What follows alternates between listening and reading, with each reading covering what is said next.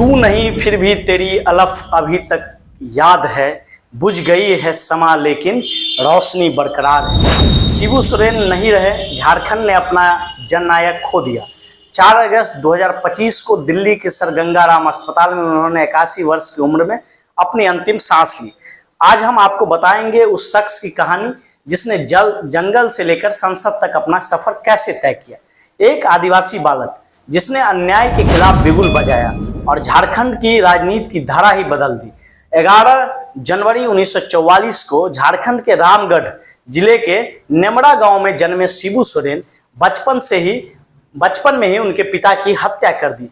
हत्या कौन की? तो सूदखोरों ने, जमींदारों ने। उस दिन से ही शोषण के खिलाफ उनके दिल में एक आग जल उठी, एक चिंगारी लौ ले ली। 18 साल की उम्र में उन्होंने संथाल नवयुवक संघ की स्थापना की। 1972 में संथाल परगना टेनेक्सी एक्ट को खारिज करने के लिए, उसको हटाने के लिए उन्होंने जन आंदोलन छेड़ दिया। 1973 में उन्होंने झारखंड मुक्ति मोर्चा जेएमएम की स्थापना की। इससे पूर्व उन्होंने राजनीतिक तौर पर भारतीय कम्युनिस्ट पार्टी सीपीआई की सदस्यता लिए हुए थे, यहाँ तक कि दुमका जिले के वो सचिव भी थे। सीपीआई से उन्होंने एक बार विधानसभा चुनाव भी लड़ा, लेकिन कुछ मतों से उन्होंने चुनाव हार गया।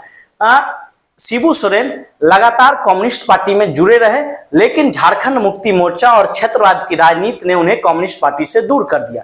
एक ऐसी पार्टी बनाई जो जल, जंगल और जमीन की बात करती थी। आदिवासी हक के लिए उन्होंने सड़क से संसद तक की लड़ाई लड़ी।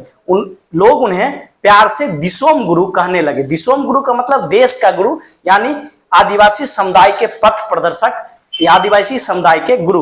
1980 में उन्होंने पहली बार दुमका से लोकसभा चुनाव लड़े और दुमका से लोकसभा चुनाव जीत कर संसद गए।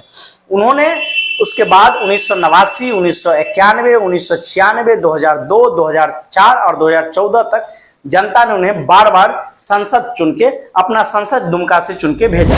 वे 3 बार झारखंड के मुख्यमंत्री रहे, 2005, 2008 और 2009, लेकिन एक बार भी वो इस दौरान विधायक नहीं बन पाए। इसलिए उन्होंने कंटिन्यू मुख्यमंत्री का पद, एक बार तो उन्होंने अपना बहुमत नहीं साबित कर पाया और 2 बार विधायक नहीं बन पाने के कारण उन्होंने अपनी मुख्यमंत्री की कुर्सी गंवाई। उन्होंने कोयला मंत्री के तौर पर भी काम किया, लेकिन राजनीतिक विवादों ने उनका पीछा नहीं छोड़ा।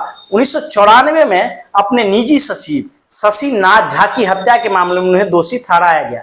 उनकी हत्या की भी एक रोचक कहानी है, एक दुख दर्द कहानी है, आप कह सकते हैं। ऐसा जानकारों का मानना है कि उन्होंने अपने निजी सचिव शशि नाथ झा को अगवा करके दिल्ली से रांची के पास एक इलाके में ले गया और उनको मारकर, उनका मटन के तरह उनका पीस बनाकर उन्होंने आदिवासियों में भोज कर दिया।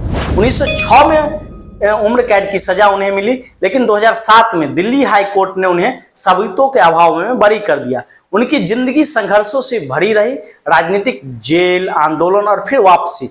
उनके परिवार ने भी राजनीति में अहम भूमिका निभाई है। उनके बेटे हेमंत सोरेन झारखंड के दूसरी बार मुख्यमंत्री है। दुर्गा, बसंत और सीता सोरेन भी झारखंड की राजनीति का हिस्सा रहे हैं। शिबू सोरेन का निधन एक युग का अंत है। वो सिर्फ एक नेता नहीं, एक विचारधारा थे।